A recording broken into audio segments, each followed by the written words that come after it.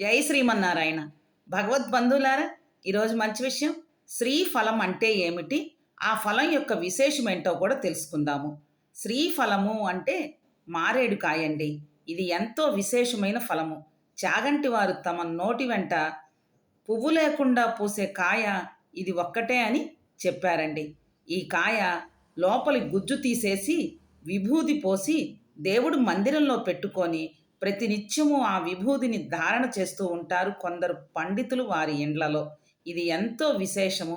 అలా ధారణ చేయటం వల్ల ఆయుర్వృద్ధి, ఐశ్వర్య సిద్ధి, ఆ పరమేశ్వరుని అనుగ్రహం పరిపూర్ణంగా కలుగుతుందని పెద్దవాళ్ళు పండితులు చెబుతున్నారు. అవకాశం ఉన్న ప్రతి ఒక్కరూ మారేడు కాయలోని గుజ్జు తీసేసి విభూది పోసుకొని ధరించి ఆ పరమేశ్వరుని అనుగ్రహాన్ని పొందుదాము. జై శ్రీమన్నారాయణ.